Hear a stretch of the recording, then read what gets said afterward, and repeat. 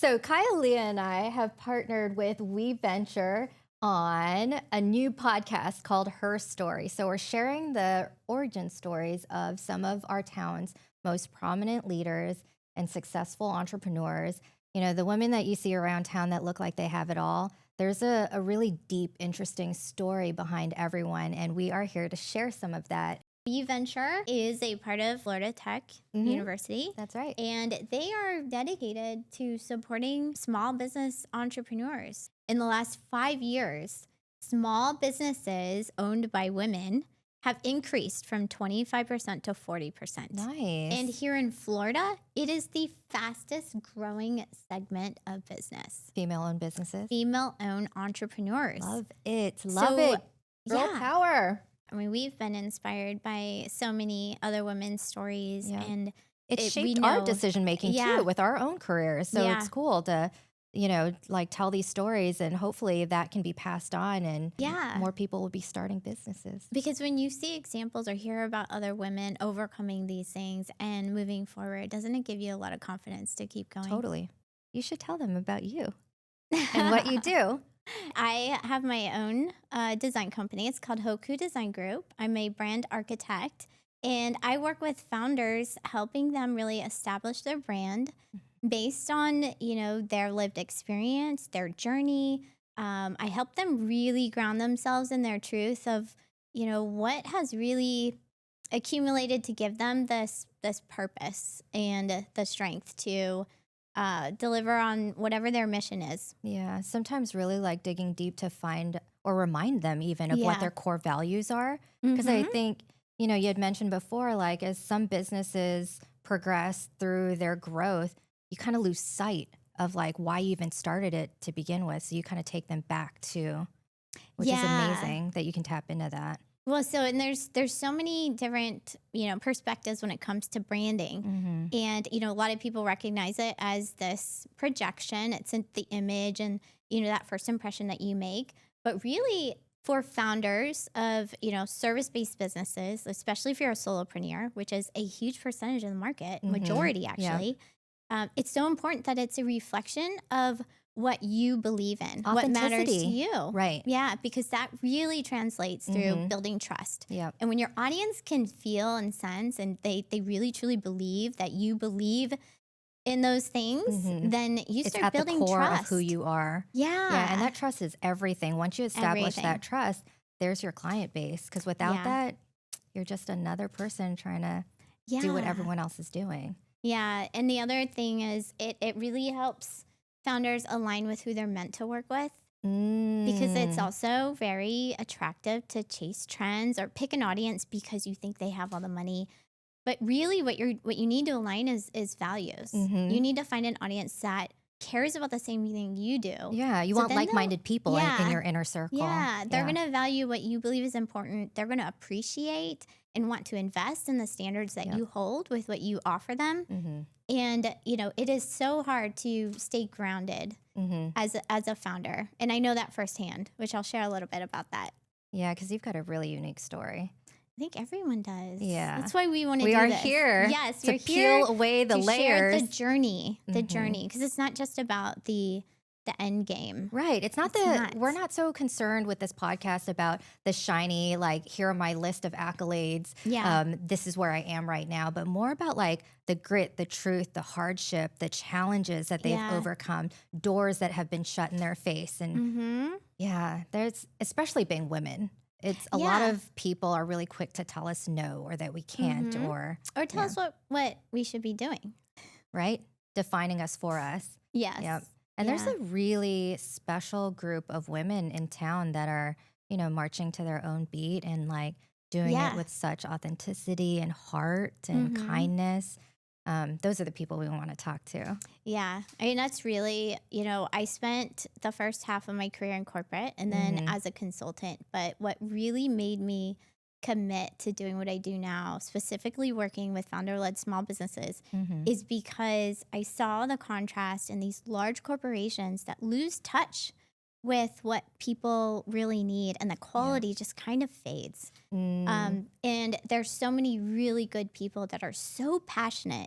They cared too much, so they left other companies to do it better. And then they're left, they're in this new world where they have to build their own frameworks, their own structure, and all these things. Yeah. But they care so much more. And their experience, their career experience, their strengths, their skills, their lived experience is so valuable. I can see how that would happen, to lose sight of why you even started it to begin with. And it's such a trickle down effect, right? Like however, upper management's feeling, however the founder's feeling, it all gets passed down. So if they lose that like life, that fire, that driving force, all their people are going to be feeling confused and lost too. And it's so easy because it starts off with a lot of passion and momentum, and usually it's like a small team, and you grow together. And then at some point you start tracking ROI and looking at numbers, and then the data, and then numbers become more important to some people. You lose touch with the humanity part of it, the relationships that actually built the business in the beginning. And so, when you can really anchor back in to that within yourself and remember your why, it almost sounds cliche, but it's so important to know, why are you here? Why are you doing this? Why does it matter to you? And don't forget that that's the most important thing that your audience needs to know. Yeah. How do you tap into that when you're talking with new clients or onboarding them? Like, what's involved with that? Do they share and open up right away? Or is that like a multi-step process? I think everyone's a little different, but I definitely get them to share their life story as young as they're willing to go. Because what's interesting and what you don't realize till you get older and you start to reflect back is how much of your childhood and early career and certain people in your life, how they actually shape you. Yeah. And those decisions, while some of them seem incredibly crazy or wrong, or some of those major failures that you thought were like the end of the world, were actually the catalysts that led you in the right direction. Yep. And so it's really fun. I keep it as simple and comfortable as possible, but I just have them share and walk me through the stories. And then I think that what I enjoy is being able to piece back and loop back and say, did you realize the connection here? It's like a therapy session that you offer your clients. Who needs therapy? Just go have a branding session with you. Well, to be a founder and entrepreneur in this way, you have to have really strong emotional intelligence. So self-awareness is paramount. And being able to reflect is one of the greatest strengths that strong founders have. So it's a lot of them it's a process they enjoy, and they come out of it feeling really amazing because they got to reflect on, we don't celebrate our wins. Yeah. We wait for big milestones. Just so caught up in the doing. Yeah. But it's the micro actions. It's the little mini steps. It's literally the daily habits that slowly change and create the inevitable outcome. So, when you can focus on the actions that actually lead to those results you want, you just let the results show up when they do. And then you're proud of how you got there. I would love to hear a little bit about your career. And and we'll dive into that now. Yeah, I would love to hear who actually dared tell you no, because you're so ambitious. You're so you've got your head on straight, sister. I do now. Yeah. It wasn't always like that. I was in government contracting first, and then biometric fingerprint security. I worked with the company that designed the fingerprint sensor that made it into the iPhone. Oh my God, that's called crazy. Authentic. Yes, and that was a spinoff from Harris right here in Melbourne, and they were acquired by Apple. That's amazing that kind of stuff is happening here in our own town. Yeah, it was one of my favorite jobs I ever had. Oh wow.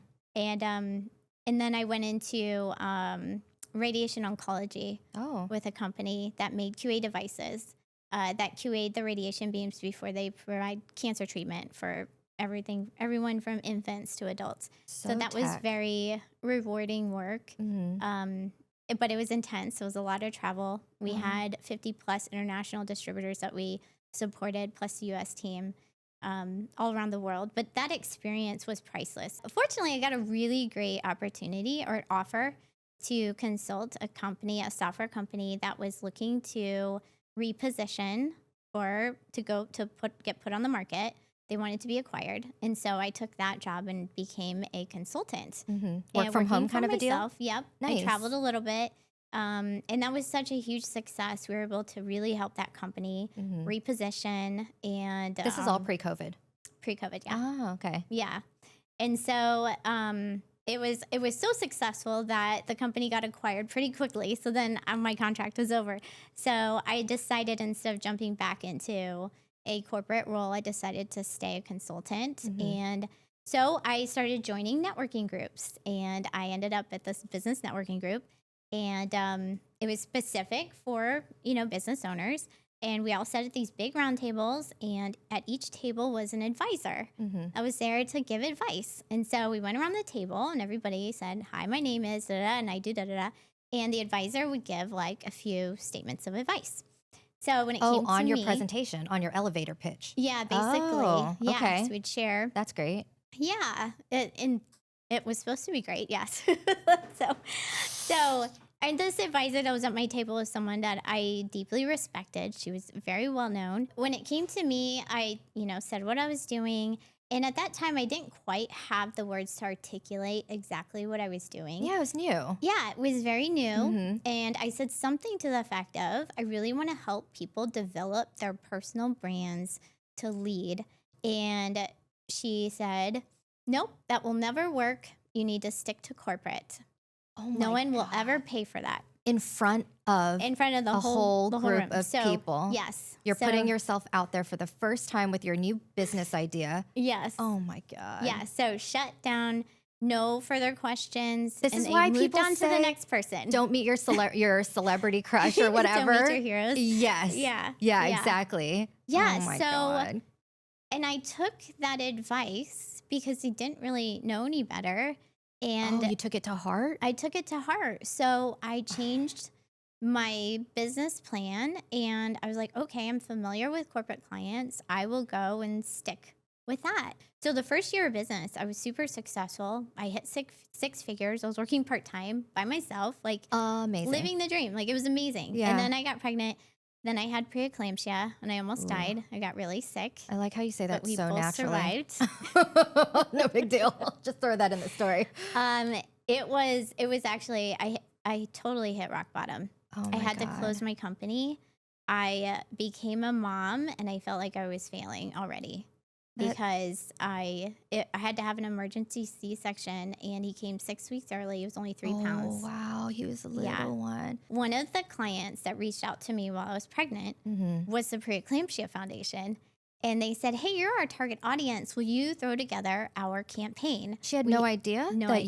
you were I going didn't know through it. either. I didn't Oh. have it yet. Oh. I was just pregnant. Oh. So they knew, like, I had some availability to pick up some work. So they're like, "It's Preeclampsia month coming up. We need a Oh campaign." my God. The universe was listening to you, and all the stars Super were starting to wild. align. Yeah. Wow. So I put this whole campaign together. It was a month of posts, to promote and educate. And I was like, "What is preeclampsia?" Like, I was learning about it as I was putting it together. And Not realizing that you would be diagnosed as I well. never in a million years thought I would That's have it. wild. Yeah. My mom had 4 kids, no problems. I thought I was going to be the Yeah, same. of course. So then my water broke. I ended up in the hospital on Sunday. That was a Saturday night. So Sunday morning, I'm literally working on my computer in the hospital. I finished the entire campaign. I hit send, and my laptop died. And I look at Akira, and he's like, "Sorry, babe, I didn't bring your charger." And I'm like, "It's okay. I guess I should stop working." Yeah. You think? So he puts the laptop away. They get the campaign. That was Sunday, right? So Monday, they kind of looped me in to do the campaign kind of last minute. Monday was May 1st, the first day of Preeclampsia Awareness Month. My campaign launched that day. Wow. And I got rushed into emergency C-section on that day. This is Diagnosed crazy. with preeclampsia. This is so crazy. Like, you cannot You make can't this make this up. up. Yeah. That's wild. Yeah. So But you were equipped with all this information, having done all this research I and was. It launching still doesn't prepare you for anything, though. when you're going through it. Yeah. I mean, it was incredibly traumatic. I had PTSD for a good 5 years. It still hits me a little bit now Oh my God. around his birthday. But what was really cool was the Preeclampsia Foundation is actually located here in Brevard County. The National Foundation? Yes, the CEO and the executive director, Crazy. they're all here. So they provided so much support to me. Oh. I ended up going to work for them afterwards Wow. and got to do a ton of work with their research division, their registry. And that year, the next 2 years working with them, preeclampsia and hemorrhage were the top 2 leading causes of maternal death. It Oh got my published in the New goodness. York Times. It was everywhere. Like maternal health was on fire. Like it needed to change. We got a bill to pass through Congress. A Oh, whole bunch wow. of things happened while I was working with them. And I feel like it was meant for me to be there because I was Mm-hmm. able to For help them sure. Mm-hmm. launch these campaigns. And one of my favorite milestones with them was working with the registry, rebranding that division, and helping them gain the visibility to earn a grant for 20,000 DNA samples Oh, that wow. created their first pre-screening test for preeclampsia because the spectrum was so wide. It was really hard. You couldn't really tell who could get it. But Jeez. yeah, so anyway, I said I'd make a long story short, but this is It's so fascinating. Yeah, it's so interesting.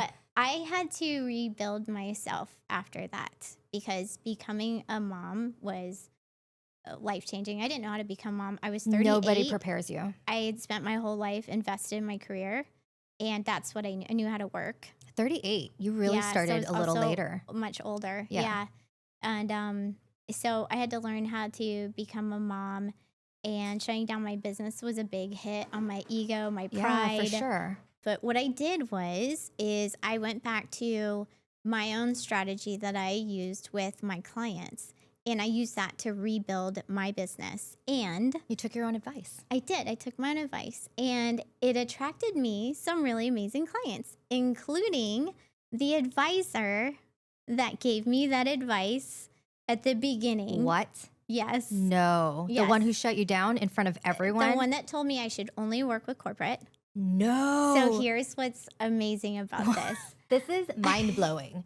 So I actually helped her consolidate all of her multiple business entities into one under her name, allowed her personal brand to be the lead in it.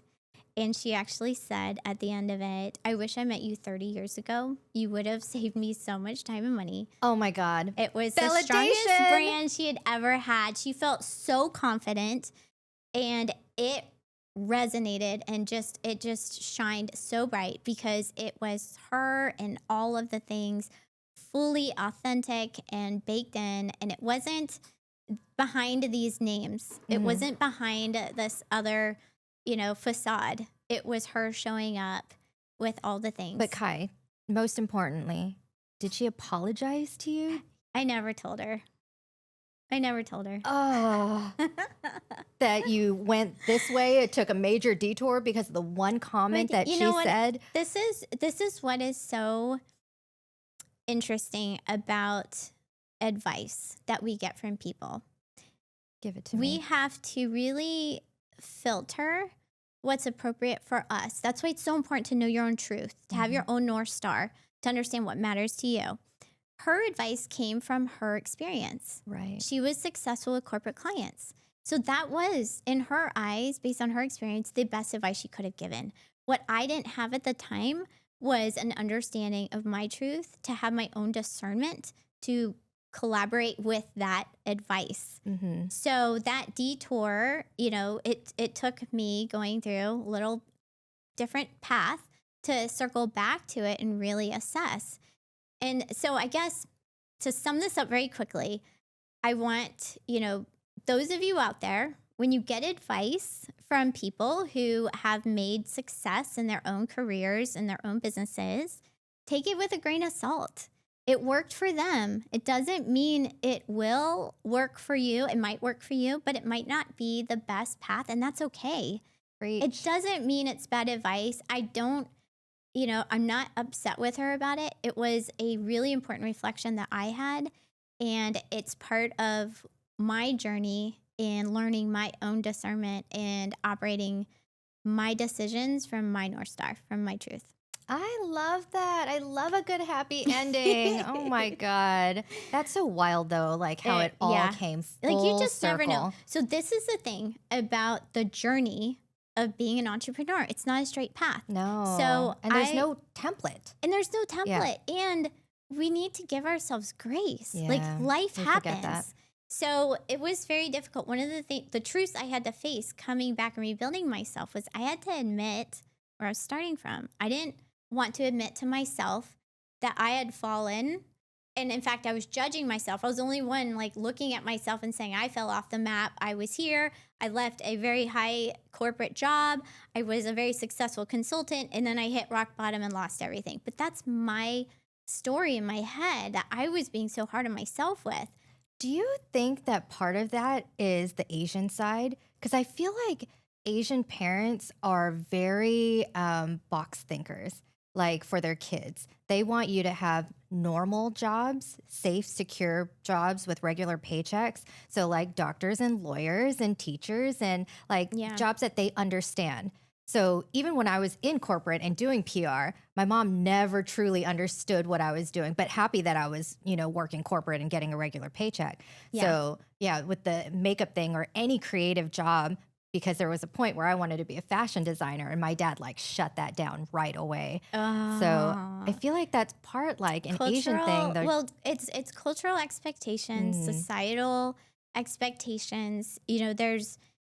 We've let society define success, and that looks different in different cultures, but it's been defined by others. And what entrepreneurs and founders need to do is define their own success. What does success look like for you? A lot of people work really, really hard and get to this burnout phase and then circle back and realize, let me reset my priorities here. Yeah, What because once actually you matters. figure out what those values are, like what truly makes you happy, it makes everything so easy. It makes everything so clear. Like your decision making is so clear. Because if it deviates too far from that core, that truth, then you don't do it. You don't say yes to it.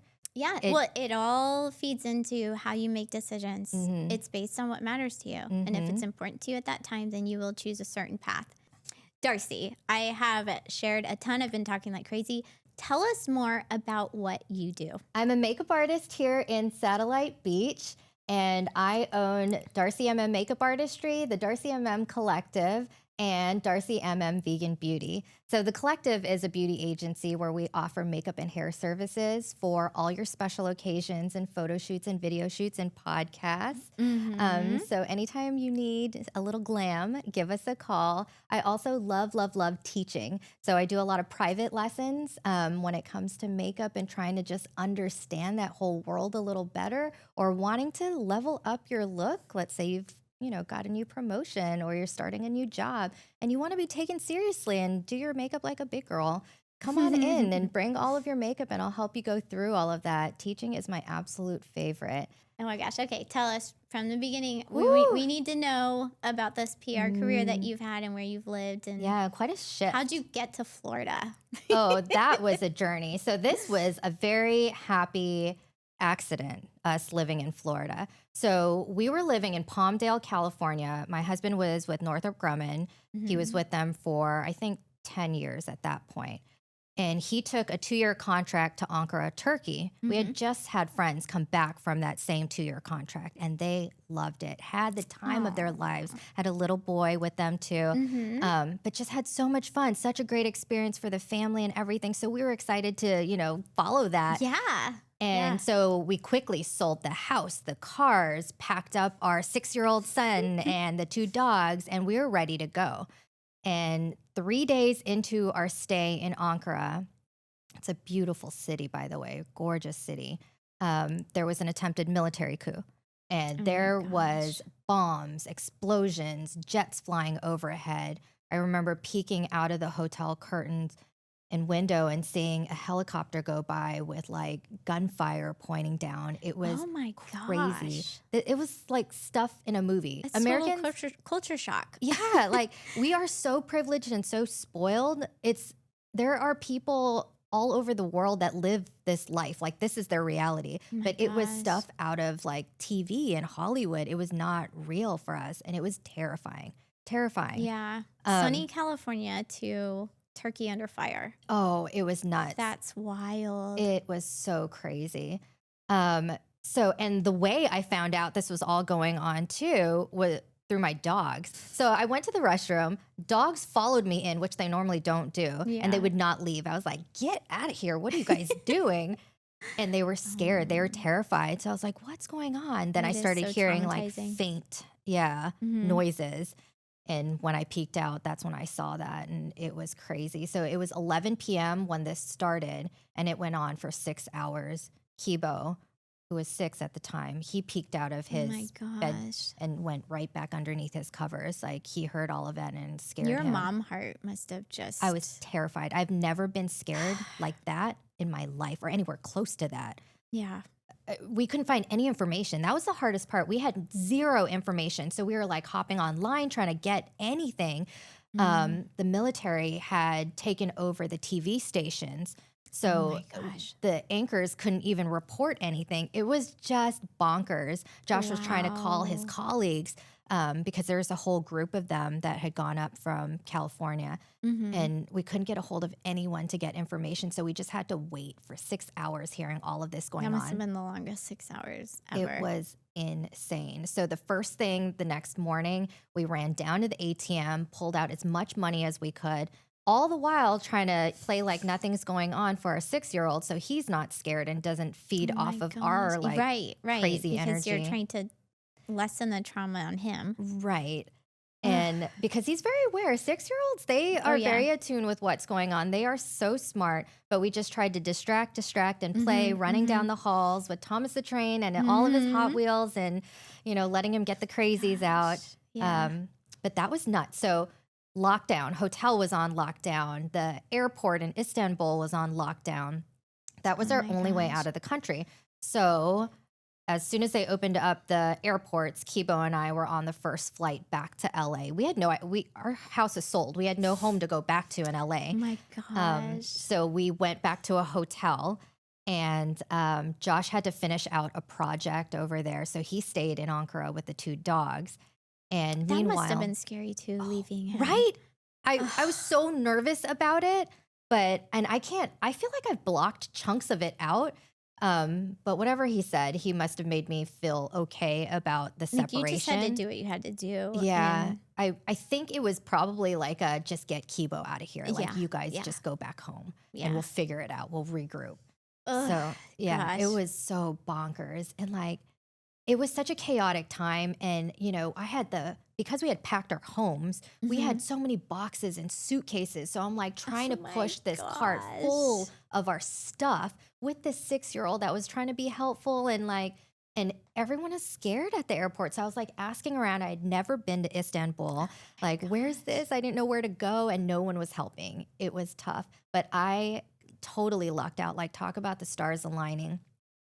The people, because it's a 16-hour flight back home, and the 2 people that we sat next to were so amazing. I don't know if they Aw. saw that this mom was like wiped out, but they like entertained Kibo, Oh my colored with him and played with gosh. him. And yeah, it was so nice to like just be able to close my eyes and relax after those Oh like my gosh. crazy few Yeah. days.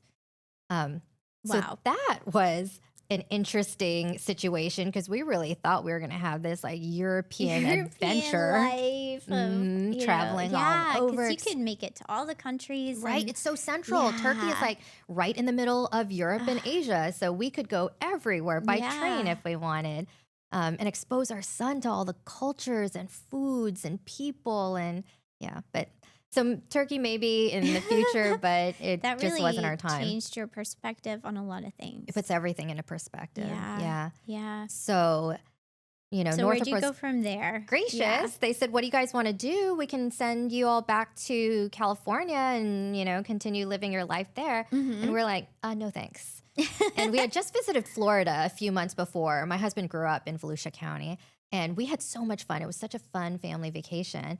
And so we asked, what about Florida? Is there anything here? Mm-hmm. Northrop said no, but they allowed Josh to do his old job here.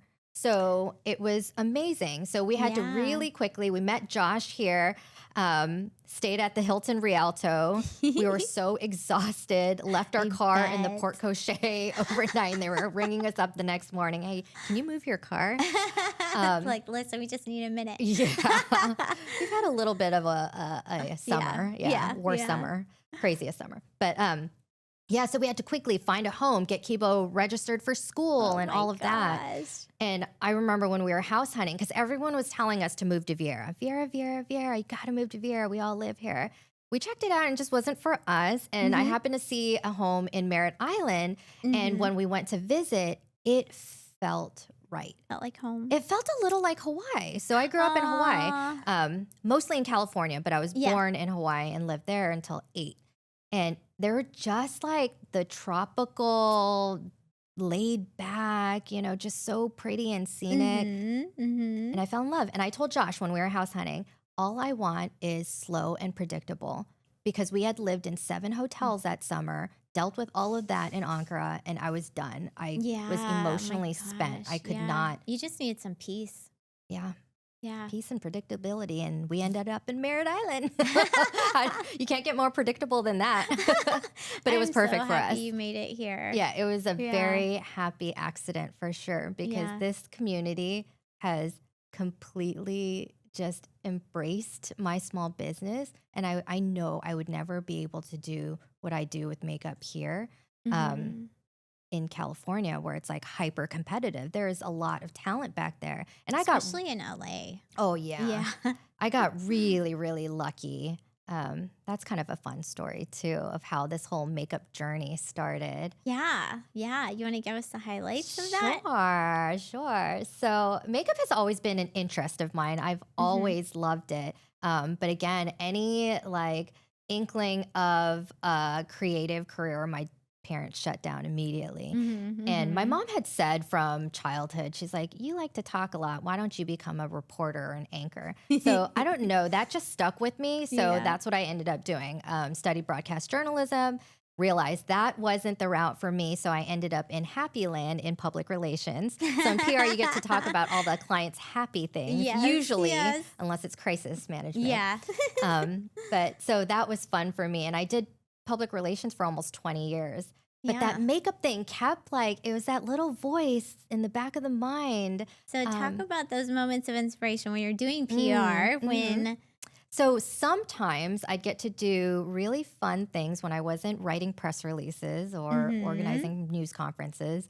I get to go on set kind of like this for a client. And I was always the one helping a client, you know, write talking points and prepare for their interview.